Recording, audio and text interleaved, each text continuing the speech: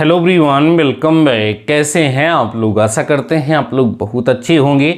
Dear student, जैसा कि आप सभी लोगों को पता है कि आपके ऑड सेमेस्टर के रिजल्ट्स अच्छे नहीं आए हैं और ज़्यादातर स्टूडेंट्स उससे संतुष्ट नहीं हैं। इसलिए स्टूडेंट्स स्क्रूटनी और रीवैल्यूएशन के लिए अप्लाई करना चाहते हैं। तो कई सारे स्टूडेंट्स ऐसे हैं जिनके माइंड में लगातार ये डाउट चल रहा है कि सर हम स्क्रूटनी के लिए अप्लाई करें या रीवैल्यूएशन के लिए अप्लाई करें।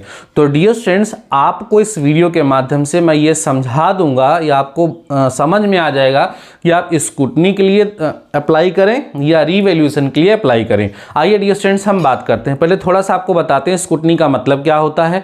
स्क्रूटनी का मतलब जांच पड़ताल होता है। स्क्रूटनी में आपकी कॉपी केवल पलट करके देख ली जाती है कि अंदर जो मार्क्स दिए गए हैं वो बाहर गेजिंग के रूप में फ्रंट पेज पर आकर के लिखे गए या नहीं लिखे गए। सारे मार्क्स की टोटलिंग करने पर वही मार्क्स आ रहा है जो आना चाहिए या कुछ और आ रहा है, और वही मार्क्स आपके रिजल्ट में पोस्ट हुआ है या नहीं हुआ है। केवल इतनी चीजें स्क्रूटनी में देख ली जाती है। इसके अतिरिक्त आपकी कॉपी में और कुछ ध्यान नहीं दिया जाता है कि आपने क्वेश्चन सही किया था, उसमें मार्क्स मिला है या नहीं मिला है। इन सब चीजों पर वहां पर विशेष रूप से कोई ध्यान नहीं दिया जाता है। केवल और केवल आपकी कॉपी पलट करके देख ली जाती है कि अंदर जो मार्क्स है वो बाहर दिए गए नहीं दिए, कोई क्वेश्चन चेक हुआ है नहीं चेक हुआ है ये भी उसमें नहीं ध्यान दिया जाता है। ठीक है, केवल और केवल आपको वो देख लिया जाता है कि अंदर के मार्क्स बाहर आए हैं या नहीं आए हैं। ठीक है ना। अब आगे बढ़ते हैं।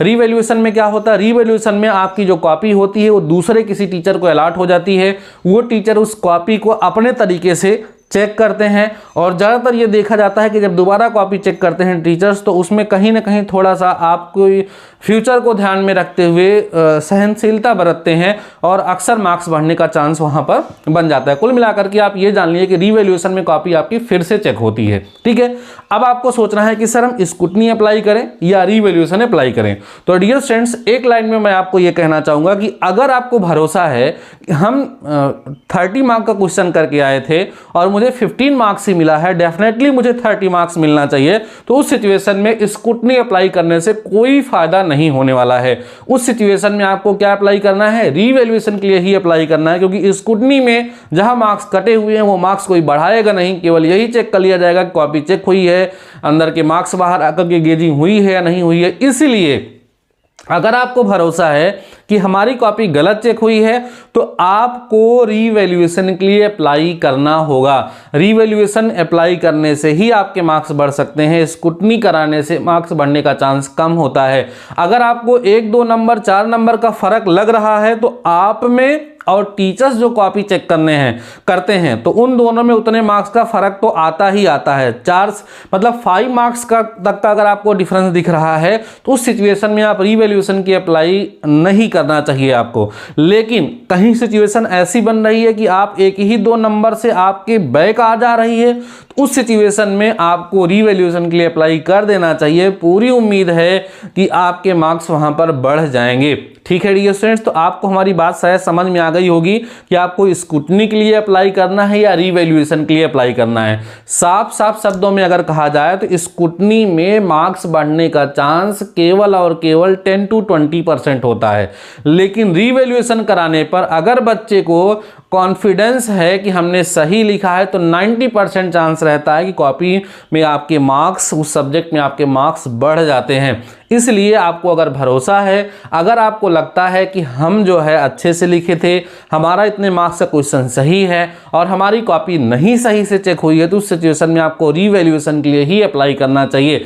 जैसे अब कई सारे बच्चे ये सोचते हैं कि सर 500 रुपीज रीवैल्यूएशन के लिए लग रहा है, तो ठीक है यार क्या करोगे, और कोई रास्ता भी तो नहीं है आपके पास। अभी अब मान लीजिए बैक लग जाएगी तो आपके लिए और ज्यादा बर्डन वहां पर हो जाएगा। उस सब्जेक्ट की बैक देंगे तब भी उसकी फीस आपको देनी पड़ेगी, साथ ही साथ उसकी फिर से आपको प्रिपरेशन करनी पड़ेगी। एक एक्स्ट्रा बर्डन आपके सर पे पड़ जाएगा और समस्या हो जाएगी। इसीलिए बिना फालतू सोच विचार किए हुए अगर आपको कॉन्फिडेंस है कि हमारा पेपर अच्छा गया था और हमारी कॉपी सही से नहीं चेक हुई है, उस सिचुएशन में आपको रीवैल्यूएशन करा लेना चाहिए। लेकिन ध्यान रखिए, ज्यादातर स्टूडेंट्स के पेपर अच्छे नहीं गए होते हैं। वो अपने दोस्तों से, अपने रिलेटिव से तो ये कहते, ये सच्चाई है, ध्यान सुनिएगा हमारी बात को, अपने रिलेटिव से, अपने दोस्तों से कहते रहते हैं यार मेरा पेपर तो बहुत अच्छा हो गया था लेकिन मुझे मार्क्स अच्छे नहीं मिले हैं। तो एक बार खुद से बैठ करके चिंतन कर लीजिएगा, खुद से, किसी से बताने की जरूरत नहीं कि वास्तव में आपका पेपर अच्छा गया था क्या। अपने पेपर को लेकर के सॉल्यूशंस के साथ बैठ के एनालिसिस कर लीजिएगा। उस समय अगर आप पेपर दे करके आए थे और आपने पेपर को अच्छे से मिलाए नहीं थे आप, तो आप फिर से मिला लीजिएगा, अपने सीनियर से, अपने फ्रेंड से थोड़ा डिस्कस कर लीजिएगा कि एक्चुअल में, नहीं तो पता लगा आपका वो 500 रुपये भी जाएगा और बैग तो लगी ही रह जाएगी। जाहिर सी बात है कि स्क्रूटनी या रीवैल्यूएशन में किसी प्रकार का कोई चमत्कार नहीं होता है। अगर आपकी कॉपी में लिखा होगा, अगर कॉपी चेक करने में किसी प्रकार की कोई फॉल्ट हुई होगी तो वो सुधार होगा। बात को हमारी समझ रहे हैं आप लोग ना? ऐसा कुछ नहीं होगा, ऐसा कोई चमत्कार नहीं होगा कि आपके मार्क्स अचानक से बढ़ जाएं। समझ में आ रही है हमारी बात कि नहीं समझ में आ रही है? क्लियर हो रही है ना हमारी बातें? मैं देखो हमेशा से स्टूडेंट्स के फेवर में रहता हूं और हमेशा से आपको सच्ची बात बताने का प्रयास करता हूं, ठीक है ना? हमेशा से आपको सही बात बताने का प्रयास करता हूं जिससे आप कभी गुमराह ना हो। अभी आप रिवैल्यूएशन के लिए अप्लाई कर देंगे, स्क्रूटनी के लिए अप्लाई कर देंगे और बाद में आप उसकी तैयारी भी नहीं करेंगे। अगर आपको लगता है किसी भी कारण से, देखो मैं अपने पर्टिकुलर वीडियोज में बोलता रहता हूं, अपने लेक्चर्स में बोलता रहता हूं कि अगर आपके मार्क्स कम आ गए तो इसका मतलब ये कतई नहीं है कि आपको कुछ आता ही नहीं है, ठीक है? आप अच्छे इंजीनियर बन ही नहीं सकते हो, इसका मतलब ये नहीं है। इसका मतलब इतना है कि उस समय जब आपका पेपर था तो आप पेपर में अच्छे से लिखे नहीं थे। अब ना लिखने का रीजन क्या है वो आप जान सकते हैं। अच्छे से पढ़ाई नहीं किए थे, तैयार नहीं था, नहीं लिख पाएंगे।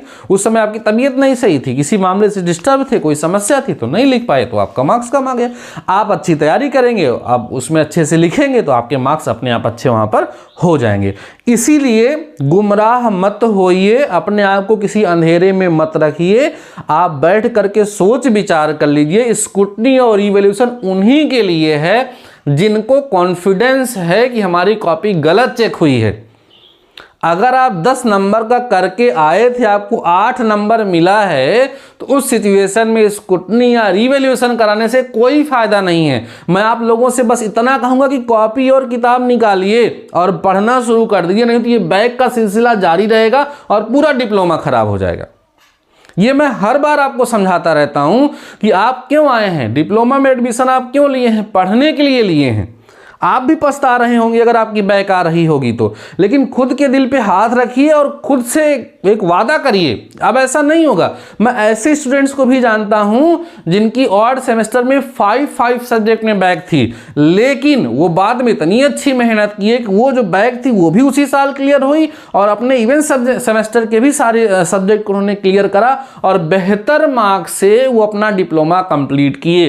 तो ये वीडियो में ये सारी बातें बोलने का केवल और केवल इतना सा मोटो है, केवल और इतना सा उद्देश्य है डियर स्टूडेंट्स की पढ़िए। पढ़ने के अलावा कोई और दूसरा रास्ता नहीं है। जैसे ये बात तो हो रही है, देखिए बार बार ये बात उठ रही है कि रिजल्ट खराब आया, लेकिन एक बार सच्चाई आप खुद से देखिएगा और समझने का प्रयास कीजिएगा कि आपके ही कुछ दोस्त हैं जिनके किसी सब्जेक्ट में कोई बैक नहीं। मानते हैं थोड़ी सी कॉपी टाइट चेक हुई है, लेकिन अगर आप 50% क्वेश्चन करके आए थे तो 33% तो आपको मिलना ही मिलना है ना। फेल तो आपको कोई नहीं कर सकता, मुझे ऐसा लगता है। इसलिए दिल पे हाथ रखिए, ईमानदारी से, सच्चाई से सोच विचार कर लीजिए कि आपको अप्लाई करना है या नहीं अप्लाई करना। सारी कंडीशन मैंने आपको बता दी, अपने आप से सोचिए। लेकिन आपका जो ब्रह्मास्त्र है वो आपकी पढ़ाई है। पढ़ाई करते रहिए जिससे भविष्य में फिर से आपको ये सोचना ना पड़े। बाकी डियर स्टूडेंट्स, आपको वीडियो कैसा लगा, मैं आपको मोटिवेट कर पाया हूँ या नहीं कर पाया हूँ, कमेंट सेक्शन में कमेंट कर बताइएगा। बाकी मिलते हैं नेक्स्ट वीडियो के साथ, नेक्स्ट टॉपिक के साथ। तब तक के लिए शानदार रहिए।